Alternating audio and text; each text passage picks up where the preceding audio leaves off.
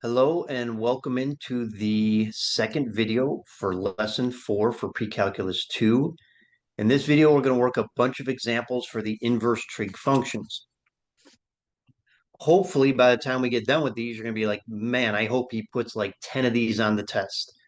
Because again, as long as we're using that question I showed you in the content video, these, for the most part, should be pretty straightforward and I would hope by the end, pretty simple for you to do.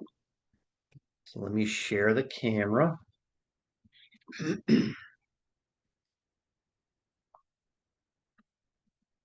On Zoom.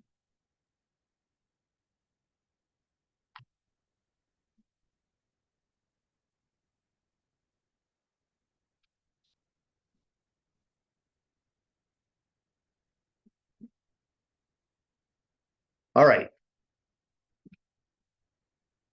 So for these, we want to find the exact value. So you should not be using your calculator for these because if you do, some of these are going to give you a decimal answer. And if you give me a decimal answer on the test when it says find the exact value, I'm going to mark it wrong.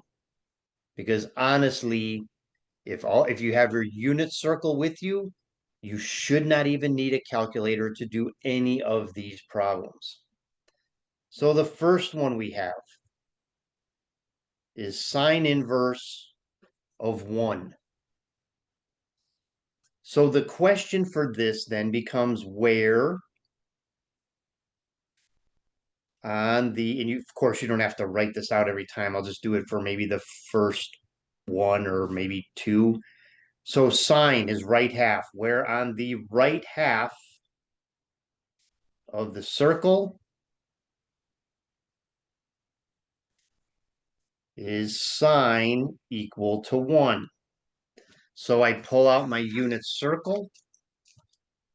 I look on the right half for sine, which is the y value equal to 1, and it's up here at pi over 2. So the answer for this one is pi over 2. That's it. Done. Don't make it more complicated than it has to be. How about cosine inverse of negative 1/2? So for this one, where on the, well, cosine is top half. So if you just want to leave little notes to yourself, okay, where on the top half, cosine is negative half. So you look at your unit circle. Now we're only looking at the top half. Cosine is my x value. So where is it negative half? Right here at 2 pi over 3. So the answer for this one, 2 pi over 3.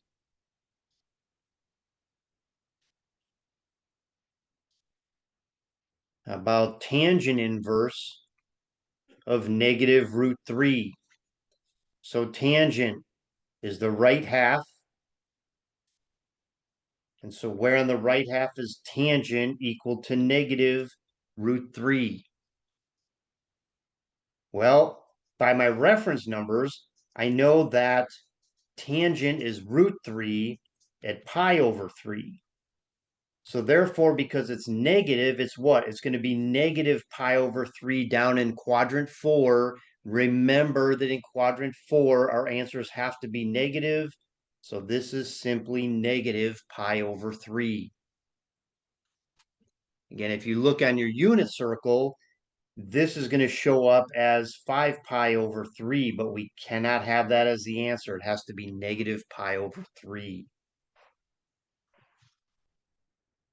What if I have sine inverse of negative 1/2? Well, I think we had this in the content video. We're looking at the right half of the circle. I want sine is equal to negative 1/2. That's at 11 pi over 6, which I cannot have in quadrant 4. It has to be negative. So it's negative pi over 6.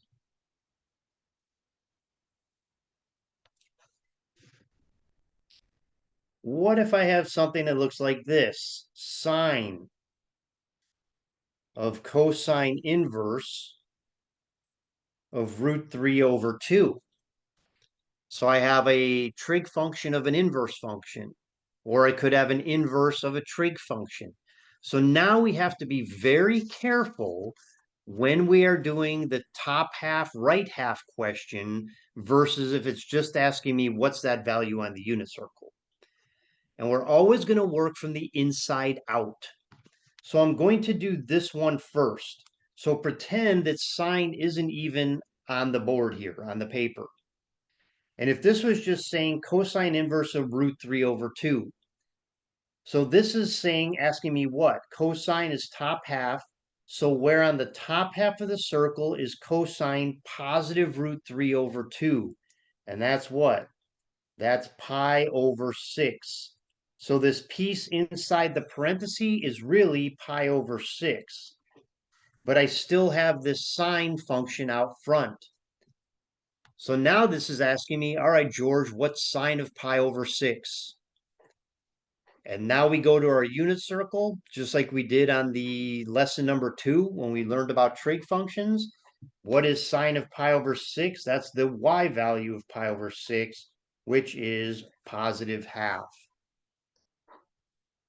Grayson, stop. All right, what if we have cosine inverse of sine of 4 pi over 3? So again, I don't care what's out in front to start. I'm only looking at what's in the parentheses. What's sine of 4 pi over 3? Well, I go to my unit circle, I look at that, and that's what? That's negative half. Sorry, no, that's negative root 3 over 2. Sorry about that. Sine is my y value, so sine of 4 pi over 3 is negative root 3 over 2. And now I have my cosine inverse function in front. So cosine inverse, that's top half. So where on the top half of the circle is cosine equal to negative root 3 over 2?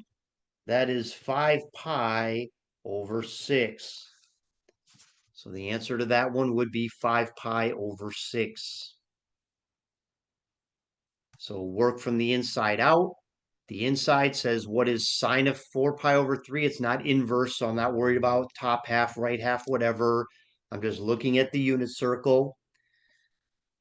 It's in quadrant 3, so negative root 3 over 2. And then cosine inverse top half, 5 pi over 6.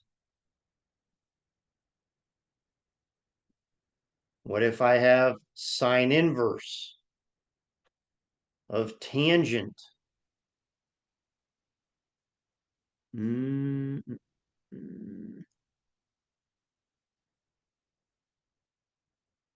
we're not going to do this one. I did not write a good question there. So number 7 is going to be tangent inverse of tangent of 5 pi over 4. Now we have to be careful here with our inverse functions because regular functions, so let's say I have like square and square root, they cancel each other out. So if I have like square root of 2 squared, well, the square root and the square root cancel each other out, and it's just 2. But that does not always work with our trig functions. So I need to do these just as if they were separate problems. Again, forget what's in front. What's tangent of 5 pi over 4? Well, if we look on our unit circle, that's down in quadrant 3. In quadrant 3, tangent is positive. So tangent of 5 pi over 4 is just positive 1. So now we ask ourselves, where on the right half of the circle, because it's tangent, is tangent equal to positive 1? And that is at pi over 4. So the answer to this one, if you were to say like, oh, tangent and tangent inverse they just cancel each other out. So my answer must be 5 pi over 4. That's wrong. Because we also know what? Our answer has to be between negative pi over 2 and pi over 2, which this is not. So just do all the work. The extra step might take you an extra 15 seconds, but then you know it's correct. Do what's inside. That's a positive 1.